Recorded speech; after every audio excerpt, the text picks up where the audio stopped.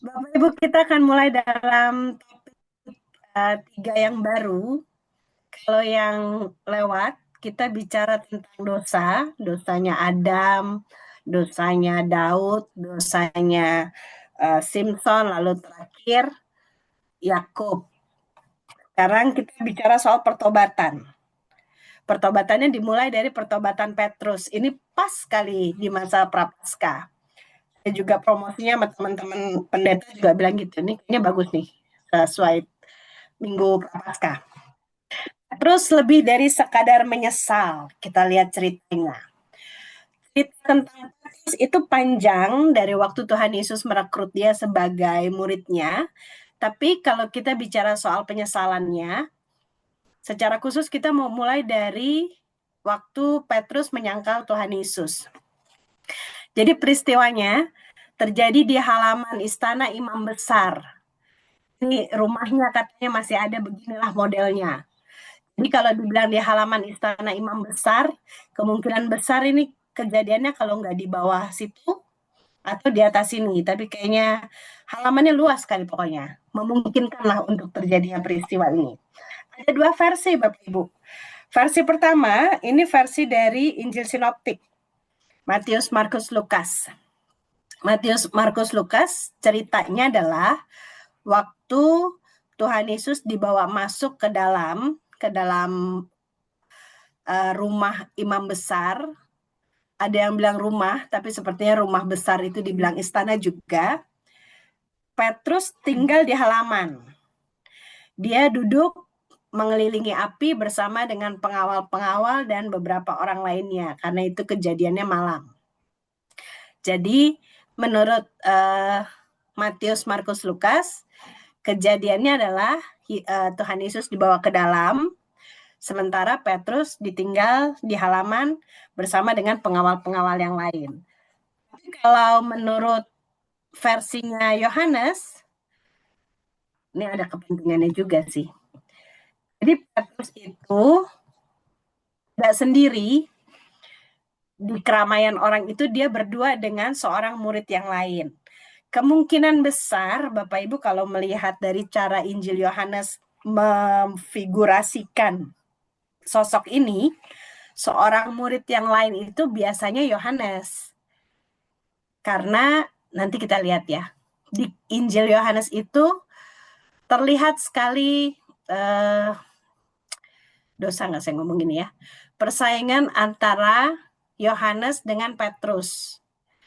Jadi di Injil Yohanes, Yohanes menghadirkan dirinya sebagai yang paling dikasihi Yesus, yang paling dekat dengan Yesus, sementara sosok Petrus juga banyak kali muncul sebagai tokoh penting dalam satu adegan.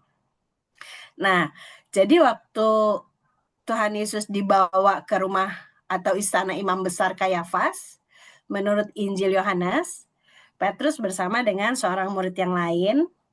Lalu bayangkan ya, murid yang lainnya itu karena dia kenal, jadi dia boleh masuk ke dalam. Jadi waktu Tuhan Yesus dihakimi, diadili, murid yang satu itu masuk, Petrus nunggu di luar. Nggak lama kemudian, murid yang lain itu kembali keluar, bercakap-cakap dengan para penjaga pintu, lalu dia mengajak Petrus masuk.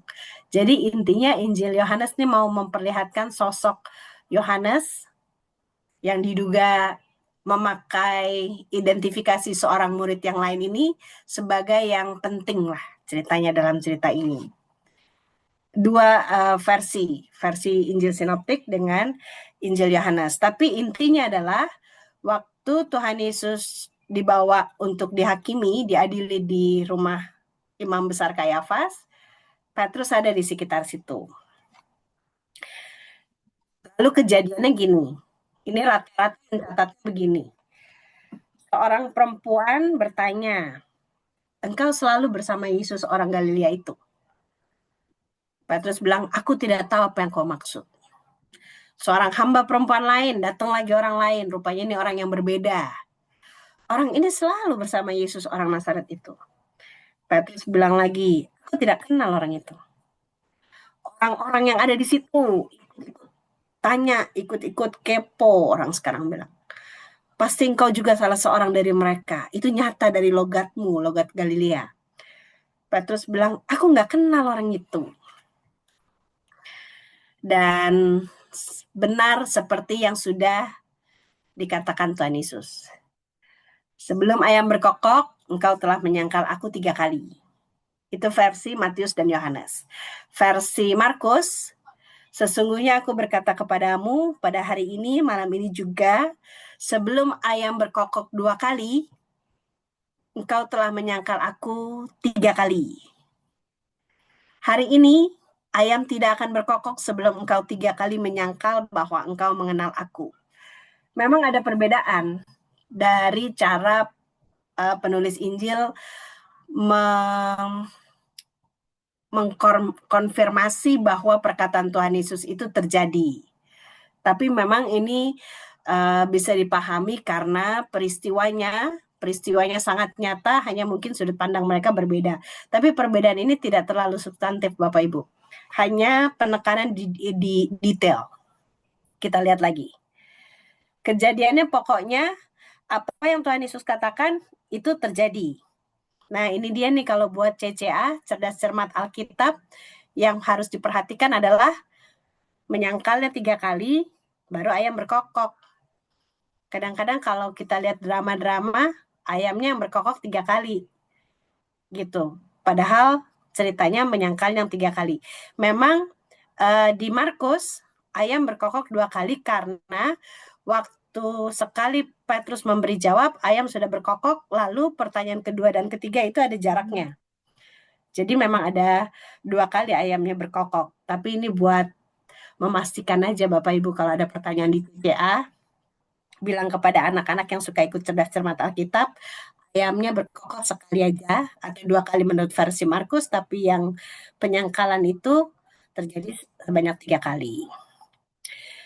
Setelah itu Matius dan Lukas mencatat Petrus pergi keluar dan menangis dengan sedih. Markus lebih didramatisir lagi. Menangislah ia terseduh-seduh. Jadi intinya tuh sedih sekali. Hanya Yohanes yang tidak mencatat. Petrus pergi keluar menangis dengan sedih. Kalau Markus bilang dia menangis terseduh-seduh. Padahal berapa jam sebelumnya semua ini sudah dibicarakan. Ini menurut versi Matius dan Markus, beberapa jam sebelum Petrus menyangkal Yesus, sudah ada percakapan ini. Tuhan Yesus berkata, malam ini kamu semua akan terguncang imanmu karena aku. Sebab ada tertulis, aku akan membunuh gembala dan kawanan domba itu akan tercerai-berai. Akan tetapi sesudah aku dibangkitkan, aku akan mendahului kamu ke Galilea. Tuhan Yesus mengutip nubuatan bahwa akan ada saatnya gembala dari kawanan ini akan dibunuh dan kawanan itu akan bercerai-berai, itu merujuk pada dirinya. Lalu Petrus dengan semangat berkata, biarpun mereka semua terguncang imannya karena engkau, aku sekali-kali tidak.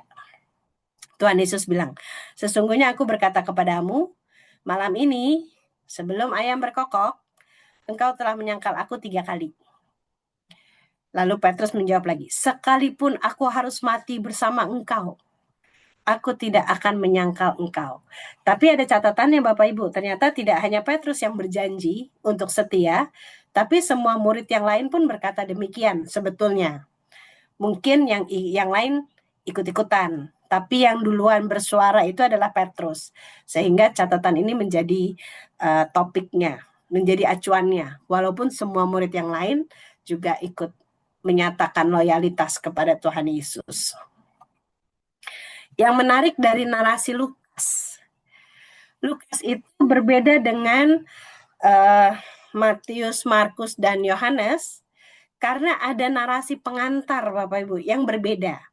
Jadi narasi pengantarnya itu begini, terjadi juga pertengkaran di antara murid-murid Yesus. Siapakah yang dapat dianggap terbesar di antara mereka? Tuhan Yesus berkata kepada mereka, raja-raja bangsa-bangsa memerintah rakyat mereka, dan orang-orang yang menjalankan kuasa atas mereka disebut pelindung-pelindung. Tetapi kamu tidaklah demikian, melainkan yang terbesar di antara kamu hendaklah menjadi sebagai yang paling muda, dan pemimpin sebagai pelayan. Sebab siapakah yang lebih besar, yang duduk makan atau yang melayani? Bukankah dia yang duduk makan, tetapi aku ada di tengah-tengah kamu sebagai pelayan. Jadi konteks pembicaraannya sebetulnya waktu Tuhan Yesus mengingatkan bahwa Petrus akan menyangkal dia, konteksnya memang pada waktu mereka makan malam terakhir, jamuan makan terakhir. Tapi Lukas mencatat percakapannya lebih panjang dari yang lain. Jadi yang menarik dari narasi ini adalah percakapan yang dimunculkan Lukas adalah tentang persiapan murid-murid untuk melanjutkan kepemimpinan Yesus. Walaupun ketika Yesus berkata dia tidak akan ada lagi bersama dengan mereka, terjadilah pertengkaran yang sebetulnya nggak penting. Karena topiknya adalah siapa yang dapat dianggap terbesar di antara mereka. Ini merujuk kepada siapa yang kira-kira akan menggantikan Yesus sebagai pemimpin atas mereka. Jadi konteks percakapannya adalah tentang pergantian kepemimpinan untuk melanjutkan kepemimpinan Yesus. Nah, Tuhan Yesus menghendaki mereka untuk menjadi pemimpin yang melayani. Sebetulnya topiknya di situ, Bapak Ibu. Sebetulnya topiknya Tuhan Yesus maunya yang terbesar di antara kamu hendaklah menjadi sebagai yang paling muda dan pemimpin sebagai pelayan. Dan secara khusus pada bagian bawah, ini ada di slide berikut, Tuhan Yesus meminta mereka untuk bersiap dan berjaga-jaga menghadapi sesuatu yang buruk.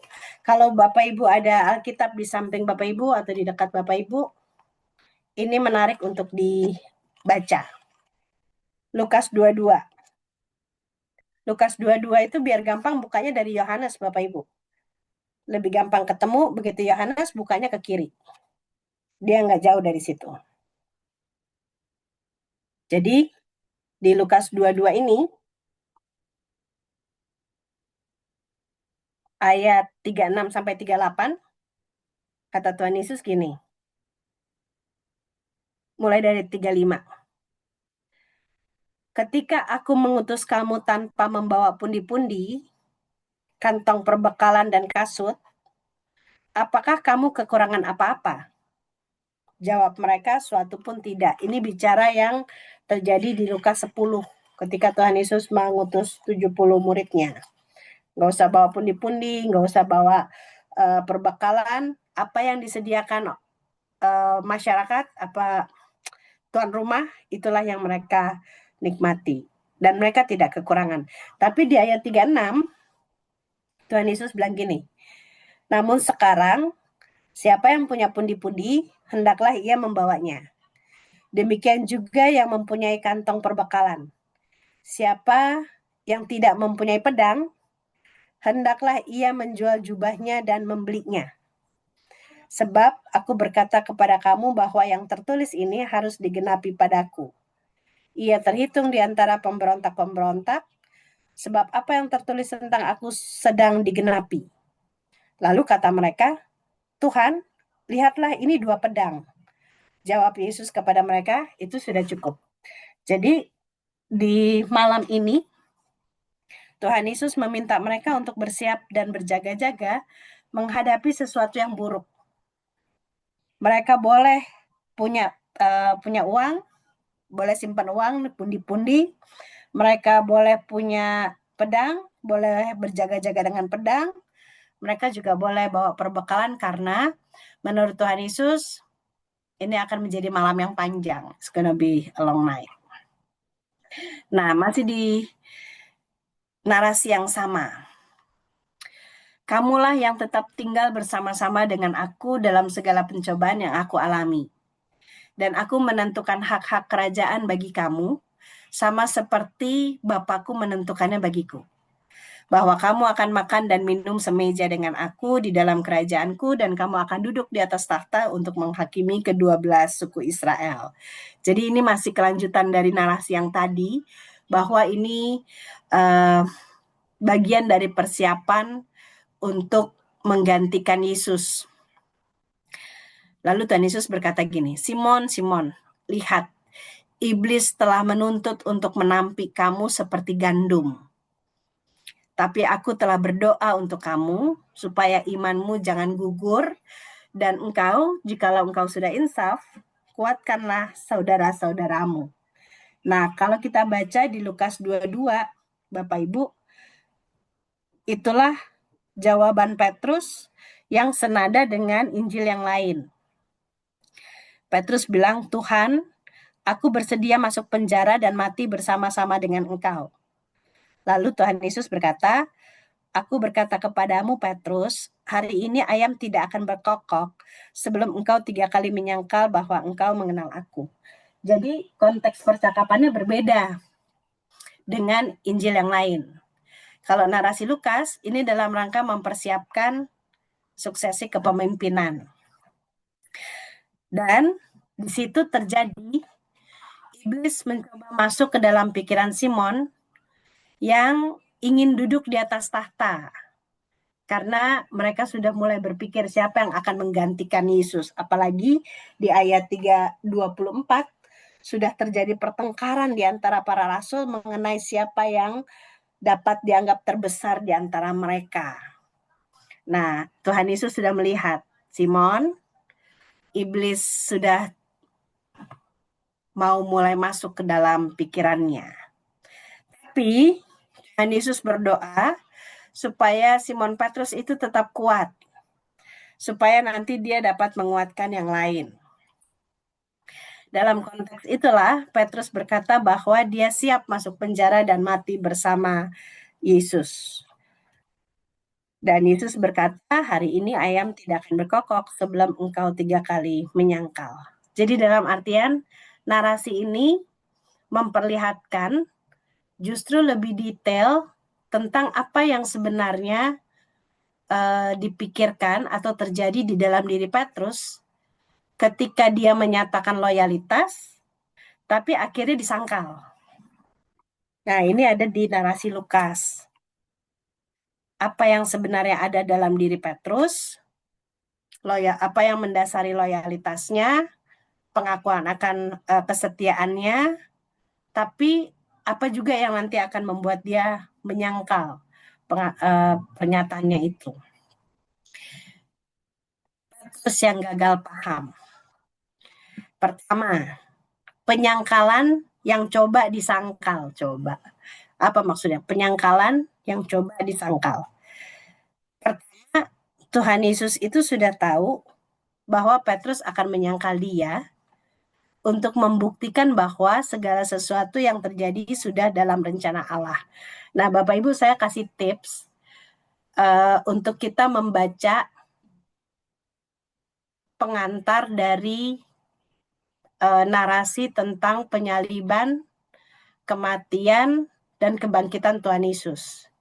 Tipsnya begini, semua kejahatan yang dilakukan orang dalam cerita itu, dalam rangkaian peristiwa itu, apakah peristiwa itu dicatat oleh Matius, Markus, Lukas, Yohanes, semuanya sudah ada, sudah dibuatkan jauh sebelumnya.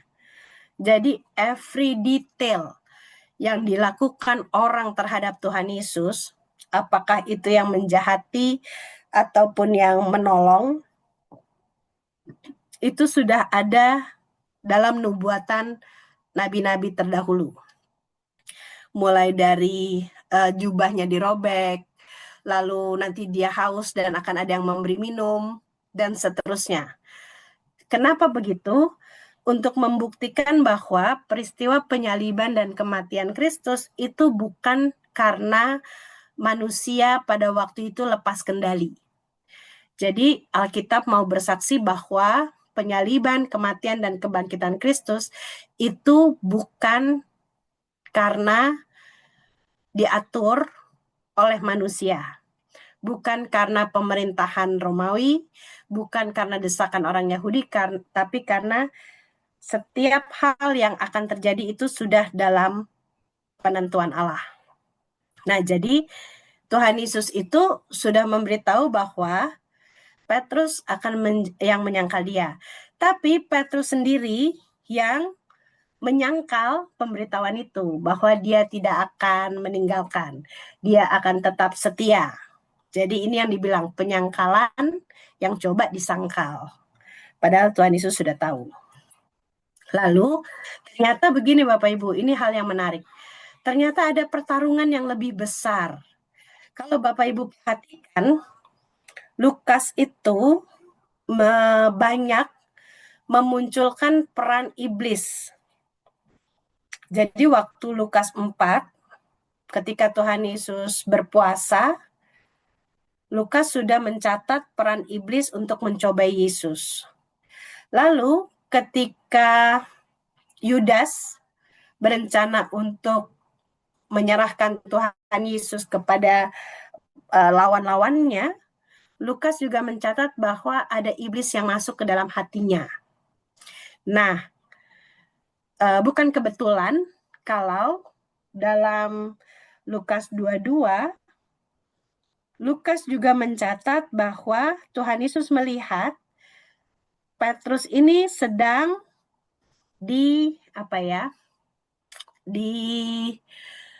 dicobai atau oleh iblis coba untuk menguasai Petrus seperti yang sudah terjadi sebelumnya. Nah, ternyata setelah dibaca-baca lagi, saya sebetulnya baca bukunya ada Wright, anti-Wright, tapi dia tidak terlalu gamblang. Lagi pula saya tidak sempat mencantumkan kutipannya. Tapi ternyata Lukas itu melihat peristiwa penyaliban itu bukan sekedar intrik politik atau pengkhianatan manusia, tapi bagian dari pertarungan rohani antara Allah dan iblis. Jadi Lukas, walaupun dia terkenal sebagai penulis Injil yang paling teliti, karena dia dari awal sudah mengatakan dia mencatat itu dengan seksama setelah diteliti, dan dari penelitiannya dia tidak hanya mampu mengumpulkan data historis sebab akibat, tapi dia juga melihat ada peperangan rohani antara Allah dan iblis. Bedanya nanti kalau di Yudas, iblis itu berhasil masuk dan merasuk ke dalam diri Yudas sehingga Yudas melanjutkan pengkhianatan itu. Tapi kalau di Petrus, Lukas 22 ayat berapa tadi itu kita baca? Doanya Tuhan Yesus. Ayat 32, iblis itu tidak sampai masuk kepada Petrus karena Petrus cukup cukup berani, cukup lantang untuk menyatakan keberpihakannya dan loyalitasnya kepada Kristus. Tapi dalam artian tetap ada pertarungan ini antara Allah dan iblis yang diangkat oleh Injil Lukas. Yang berikutnya, pedang yang tidak boleh dipakai. Ini menarik.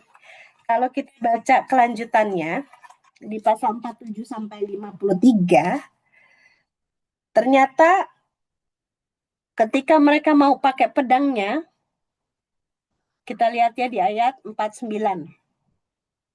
Ketika mereka yang bersama-sama dengan Yesus melihat apa yang akan terjadi, berkatalah mereka, ini Tuhan Yesus mau ditangkap. Tuhan, mestikah kami menyerang mereka dengan pedang? Padahal tadi udah disuruh siap-siap pakai pedang.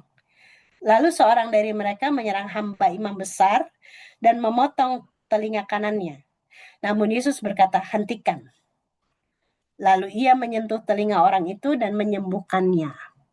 Dan seterusnya. Pertanyaan gini, kan tadi disuruh bawa pedang ya. Kok pedangnya nggak boleh dipakai? Karena ternyata peperangan saat itu bukan antara serombongan orang yang mau menangkap Yesus dengan para murid, tapi ini tentang kuasa kegelapan. Itu ada di ayat 53. Ayat 52 Tuhan Yesus berkata gini, sangkamu aku ini penyamun, sehingga kamu datang lengkap dengan pedang dan pentung. Padahal tiap hari aku ada di tengah-tengah kamu di bait Allah, dan kamu tidak menangkap aku. Namun inilah saat kamu, dan inilah kuasa kegelapan itu. Jadi Tuhan Yesus melihat ini benar-benar pertarungan antara kuasa gelap yang mau menjatuhkan Yesus dan yang juga berusaha menjatuhkan Yesus dari dalam. Dari muridnya yang berusaha melawan, dari kegundahan Tuhan Yesus ketika dia berdoa. Tapi ketika Tuhan Yesus sadar bahwa ini bukan peperangan antar rombongan yang mau menangkap dengan para murid, itulah kenapa Tuhan Yesus berkata, hentikan. Pedang itu tidak bisa dipakai untuk peperangan ini. Ini peperangan yang bukannya bisa dihadapi dengan pedang yang mereka pegang, tapi ini dengan iman dan ketaatan kepada Allah. Menarik sekali ini. Nah, ketakutan yang terungkap. Sesungguhnya Petrus itu tidak pernah berani untuk masuk penjara ataupun mati bersama Yesus. Tidak seperti yang dia katakan. Kenapa? Karena di Matius 16, ketika Tuhan Yesus pertama kali sudah menyampaikan bahwa dia akan menderita, Petrus yang bilang, sekiranya Tuhan menjauhkan hal itu daripadamu, sekali-kali hal itu tidak akan menimpa engkau. Sebetulnya ini ketakutan Petrus. Walaupun mungkin ada kepentingan lain, yaitu supaya harapan mereka supaya Yesus menjadi Mesias yang memimpin mereka berontak terhadap kekaisaran Romawi itu terwujud. Tapi di balik itu sesungguhnya Petrus tidak pernah berani untuk masuk penjara ataupun mati bersama Yesus. Ini model yang ngomongnya kencang tapi ternyata nggak kayak gitu. Nah, penyesalan yang terabaikan. Ini dibandingkan dengan Yudas, Bapak Ibu. Penyesalan yang terabaikan. Kalau kita baca tadi, Petrus setelah menyangkal, dia menangis terseduh-seduh atau dia sedih sekali. Nah, kalau dibanding dengan Yudas, ketika Yudas menyesal, Yudas mengembalikan uang itu kepada imam-imam kepala dan tua-tua. Kalau menurut Injil Matius, barulah setelah itu Yudas gantung diri. Nah, oleh imam-imam kepala dan tua-tua itu uangnya nggak berani mereka terima. Nggak bisa juga mereka masukin ke persembahan. Jadi uangnya itulah dibeliin tanah. Tapi kalau menurut Lukas, tapi dia tulisnya di Kisah Para Rasul ya. Kita tahu Kisah Para Rasul ditulis oleh Lukas. Sebelum mati, Yudas itu sempat membeli sebidang tanah. Tapi akhirnya Yudas mati dengan jatuh telungkup dan perutnya terbelah dan seterusnya. Artinya setelah Yudas bikin dosa, berkhianat kepada Yesus, masih ada orang yang memperhatikan kelanjutan dari penyesalan Yudas. Matius mencatat Yudas menyesal lalu bunuh diri. Lukas juga begitu mencatat. Yudas menyesal, tapi akhirnya dia mati lah pokoknya. Tapi berbeda dengan Petrus. Ini kita perhatikan nggak? Setelah Petrus menyangkal Yesus, Markus, Lukas, Yohanes, dan Kisah Para Rasul mencatat, Petrus tetap ada bersama dengan murid-murid yang lain. Jadi memang setelah Yesus disalib, mati, dan dikuburkan, nanti muncul lagi tokoh Petrus ketika 3 hari kemudian perempuan-perempuan itu bawa berita bahwa Yesus sudah bangkit. Nah, ternyata Petrus masih ada bersama dengan murid-murid yang lain. Kisah Para Rasul juga menceritakan itu. Ya, karena ditulis oleh orang yang sama. Artinya, tidak ada yang mempersoalkan tentang penyangkalan Petrus terhadap Yesus. Ini perhatikan nggak? Kita sempat ngeh nggak soal ini? Kalau Yudas dibahas sama mereka. Yudas menyesal, akhirnya bunuh diri. Itu dibahas, itu menjadi perhatian Matius dan Lukas. Tapi penyangkalan Petrus dan dampak seterusnya terhadap Petrus, itu tidak dibahas karena mungkin Petrus langsung masuk bersama dengan murid-murid yang lain. Saya kurang tahu ya, nggak ada juga catatan di Alkitab apa dia menyesal, lalu berusaha menutupi penyesalannya dengan bergabung, seolah-olah tidak terjadi apa-apa dan seterusnya. Itu tidak ada catatannya, saya tidak berani berspekulasi juga soal itu. Nah, lalu ketika Tuhan Yesus bangkit, di Injil Yohanes, catatlah cakapan Tuhan Yesus dengan Petrus. Kalau kita baca, ini seperti menyambung pembicaraan yang terputus di Lukas 22 itu, Bapak Ibu. Di Lukas 22 yang tadi kita bahas, kan Tuhan Yesus itu sebetulnya menyiapkan mereka untuk menggantikan Tuhan Yesus dalam memberitakan kerajaan Allah. Bicara soal suksesi kepemimpinan. Nah, setelah itu kepotong dengan penyaliban, kematian, dan kebangkitan, setelah Tuhan Yesus bangkit, percakapan ini dicatat oleh Yohanes. Simon anak Yohanes, apakah engkau mengasihi aku lebih daripada mereka ini? Kata Petrus, benar Tuhan, engkau tahu bahwa aku mengasihi engkau.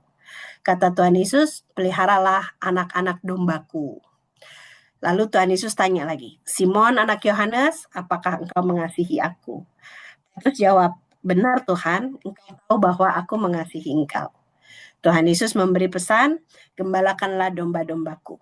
Dia tanya lagi, Simon anak Yohanes, apakah engkau mengasihi aku? Petrus menjawab, kan engkau tahu segala sesuatu, engkau tahu bahwa aku mengasihi engkau. Tuhan Yesus menjawab, peliharalah domba-dombaku. Nah, kita perhatikan di percakapannya. Simon anak Yohanes, apakah engkau mengasihi aku? Secara tersirat, Tuhan Yesus hendak memberitahukan kepada Petrus bahwa dia tahu apa yang Petrus lakukan beserta dengan penyesalannya. Jadi kalau di slide yang sebelumnya tadi saya perlihatkan bahwa Injil mencatat peristiwa Petrus menyangkal Yesus, tapi tidak ada pembahasan setelahnya. Dengan Tuhan Yesus bertanya, apakah engkau mengasihi aku? Tuhan Yesus hendak memberitahukan kepada Petrus, dia tahu. Dia tahu apa yang Petrus lakukan dan dia tahu perasaan Petrus bahwa dia menyesal. Jadi pertanyaannya berupa, apakah engkau mengasihi aku? Lalu Tuhan Yesus tidak membahas sama sekali penyangkalan. Oh ini ada rujukannya Bapak Ibu ya. Kita kembali yang ke pertama tadi. Nah, kalau di 2 Samuel 12 itu cerita tentang Daud ditegur oleh Nabi Nathan. Apa perbandingannya? Perbandingannya, waktu Daud bikin salah, bikin dosa, Allah mencari cara untuk menyampaikan bahwa dia salah. Yaitu melalui Nabi Nathan, melalui perumpamaan. Tapi kalau kepada Petrus, Tuhan Yesus tidak melakukan hal itu. Tuhan Yesus tidak menyatakan bahwa dia salah, tapi dia tahu apa rasanya. Itu ya perbandingannya. Itu makanya saya bilang bandingkan dengan 2 Samuel 12. Ketika Allah memberitahu kepada Daud tentang kesalahannya lewat Nabi Nathan dan lewat perumpamaan. Lalu, dalam percakapan ini, Tuhan Yesus juga tidak membahas sama sekali tentang peristiwa penyangkalan Petrus. Bandingkan dengan Yohanes 4. Yohanes 4 itu ketika Tuhan Yesus bertemu dengan perempuan Samaria di sumur Yakub, Tuhan Yesus tanya, mana suamimu? Panggil suamimu. Terus perempuan itu bilang, saya nggak punya suami, yang ada sama saya ini bukan suami, dan seterusnya. Terhadap perempuan itu, Tuhan Yesus membahas tuh kasusnya. Betul seperti yang kau katakan bahwa engkau pun tidak punya suami dan seterusnya. Tapi kepada Petrus, Tuhan Yesus sama sekali tidak membahas soal penyangkalan itu. Tapi pertanyaan ini, Simon anak Yohanes, apakah engkau mengasihi aku? Mendudukan Petrus pada relasi yang dibangun dari awal, yang tidak berubah sekalipun diterpa oleh dosa penyangkalan dan kematian Kristus, yaitu kasih. Jadi pertanyaan ini mau menyiratkan bahwa Tuhan Yesus tahu Petrus menyesal, dia tahu bahwa menyangkal itu tidak baik, dan kematian menyaksikan kematian Kristus itu sesuatu yang menyakitkan juga. Tapi Tuhan Yesus mau mendudukan Petrus pada relasi yang dibangun dari awal. Sesungguhnya relasi yang dimulai oleh Yesus dan Petrus itu adalah relasi kasih. Nah, Bapak Ibu, sebetulnya dalam tafsiran-tafsiran Yohanes, kata kasih yang dipakai, apakah engkau mengasihi aku, ini berbeda-beda. Dari filia menjadi agape, tapi saya tidak bermaksud untuk membahas itu, karena kita mau lihat di penyesalan Petrusnya, bahwa sekalipun murid-murid yang lain itu tidak mempermasalahkan, tapi Tuhan Yesus memperhatikan. Dan beginilah cara Tuhan Yesus menjelaskan kepada Petrus bahwa apapun yang terjadi, landasan kasih di antara mereka itu tidak goyah. Nah, Tuhan Yesus tidak mengabaikan penyesalan Petrus. Walaupun Petrus itu sedih sekali karena Tuhan Yesus berkata untuk ketiga kalinya, 3 kali sampai ditanya. Kalau kita lihat pertanyaannya, sambil dibuka Bapak Ibu ya, ini gampang bukanya. Kalau buka Yohanes 21, bukanya di Kisah Rasul. Pasti langsung dapat. Pertanyaan pertama, Simon anak Yohanes, apakah engkau mengasihi aku lebih daripada mereka ini? Lebih daripada mereka ini. Harus ada pembanding. Lebih dari mereka. Kenapa begitu? Karena sesungguhnya persaingan merupakan fakta yang sulit ditutupi oleh para penulis Injil, khususnya di antara anak-anak Zebedeus, Petrus, dan Yohanes. Nah, ini yang tadi saya sampaikan di awal. Kalau Bapak Ibu perhatikan, ini di akhir-akhir Injil Yohanes semakin kelihatan. Perikop sebelum kata penutup itu di Injil Yohanes judulnya murid yang dikasihi Yesus. Jadi seperti ada persaingan. Seolah-olah mau mengatakan gini, si Petrus itu harus banget ditanya sampai 3 kali, dan dia sampai sedih untuk meyakinkan Yesus bahwa sungguh dia mengasihi Yesus. Sementara si Yohanes itu tanpa effort apa-apa selalu mencantumkan status bahwa dialah murid yang dikasihi Yesus. Nah, ini lucu, ini menarik memang. Karena dari awal Yohanes itu punya komunitas yang istimewa lah pokoknya. Dari sejak Yohanes Pembaptis, lalu Yohanes murid Yesus, pokoknya mereka ini kelompok Yohanes ini lumayan istimewa lah. Jadi harus ada pembanding. Apakah engkau mengasihi aku lebih dari mereka ini? Lalu yang kedua, Simon anak Yohanes, apakah engkau mengasihi aku? Pembandingnya hilang. Artinya pertanyaan itu menjadi personal antara Yesus dengan Petrus. Karena sejak semula Tuhan Yesus ini memperlakukan Petrus istimewa. Waktu perekrutan murid-murid, Petrus itu direkrut, kalau Bapak Ibu ingat, ketika Tuhan Yesus ikut menjala ikan bersama dia. Sementara yang lain tinggal dipanggil. Andreas, Yakobus itu tinggal dipanggil, ikutlah aku. Sementara Petrus ini Tuhan Yesus ikut menjala ikan bersama. Lalu ketika Tuhan Yesus menanyakan siapa dirinya, menurutmu, kata orang-orang aku ini siapa? Kata orang-orang aku ini siapa? Lalu ketika Tuhan Yesus tanya, menurutmu?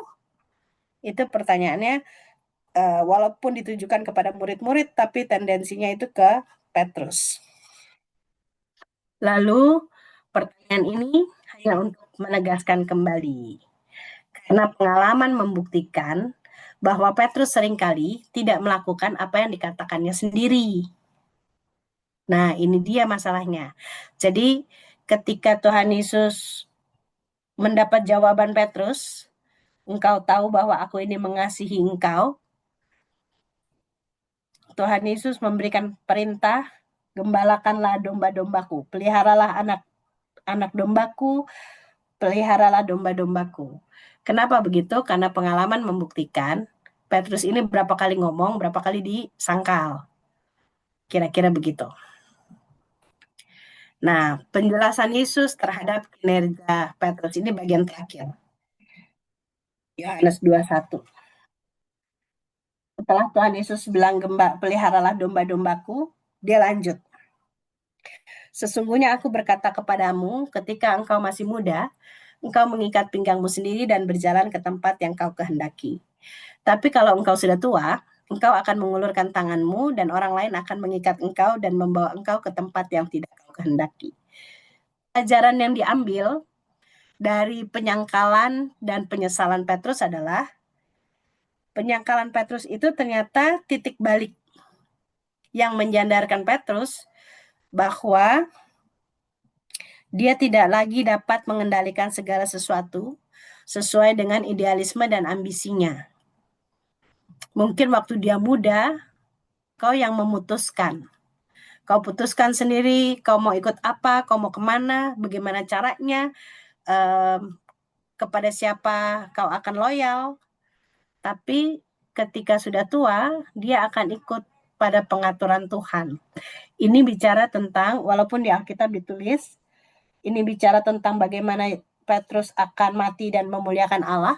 Tapi sebelum dia mati, sejak ini hidupnya berubah berdasarkan pergerakan Roh Kudus di dalam dia sejak peristiwa Pentakosta. Jadi ini penyangkalan dan penyesalan ini semacam titik baliknya lah. Kalau kemarin-kemarin, waktu dia muda, dia memutuskan, dia berkata apa, dia lakukan, dia berkata apa, dia tidak lakukan, itu keputusanmu. Tapi sejak ini, dia akan ikut dalam pengaturan Tuhan lewat karya Roh Kudus. Nah, pelayanannya sebagai bukti pertobatan. Ini kalimat terakhir, ini dikatakannya untuk menyatakan bagaimana Petrus akan mati dan memuliakan Allah. Jadi setelah Tuhan Yesus naik ke surga, Roh Kudus turun, Petrus termasuk rasul yang sangat berani untuk memberitakan Kristus. Tapi itu bukan pelarian Bapak Ibu ya. Bukan pelarian dari rasa bersalah. Tapi itu karena Roh Kudus yang membuatnya sibuk menghidupi pertobatannya dengan berbagai rupa pelayanan. Jadi ini semacam peneguhan bahwa dia diampuni dan diberikan kesempatan untuk berpulih lewat sibuk melayani, sibuk memberitakan firman, sibuk menyembuhkan orang, sibuk mengatur gereja perdana. Jadi ini bukan pelarian, bukan untuk menutupi rasa bersalah, tapi karena inilah kesempatan yang diberikan oleh Roh Kudus supaya dia dapat menghidupi pertobatannya. Kalau memang dia bertobat, ini kesempatannya untuk berubah.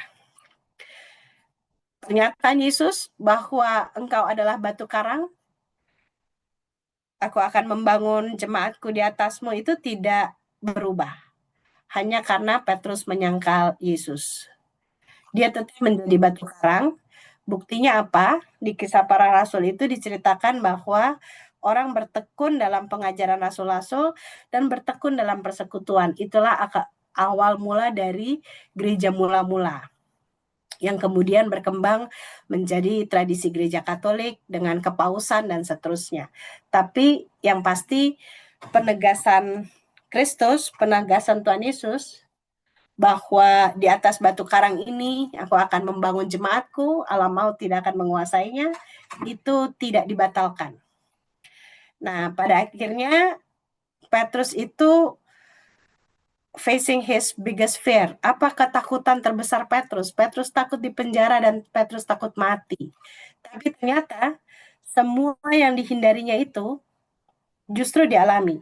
Dia mengalami penyiksaan, dicambuk, dia mengalami di penjara, walaupun ada pengalaman yang dia dikeluarkan secara ajaib, ada kematian tragis pada akhirnya, tapi yang menakjubkan adalah 1 Petrus 3 ada tulisan gini, janganlah takut kepada mereka dan janganlah gentar.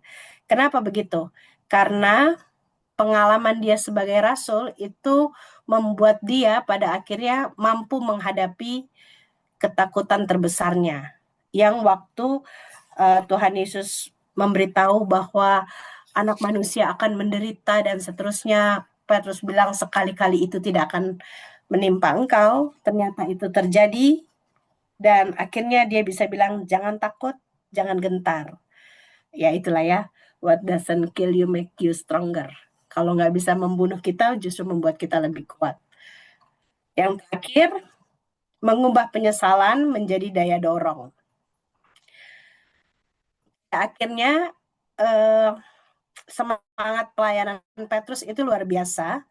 Di 1 Petrus 4 ayat 2 ada tulisan gini, supaya waktu yang tersisa dalam hidup ini, jangan kamu pergunakan menurut kehendak manusia, tetapi menurut kehendak Allah.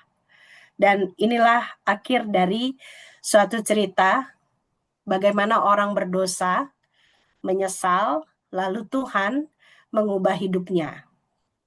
Jadi ini yang dibilang salah satu bentuk pertobatan yang tidak hanya berhenti sampai penyesalan, tapi dia berakhir pada pemanfaatan waktu yang tersisa untuk hidup menurut kehendak Allah. Kiranya ini menjadi inspirasi bagi kita, khususnya di masa Paskah ini. Sampai di sini dulu Bapak Ibu.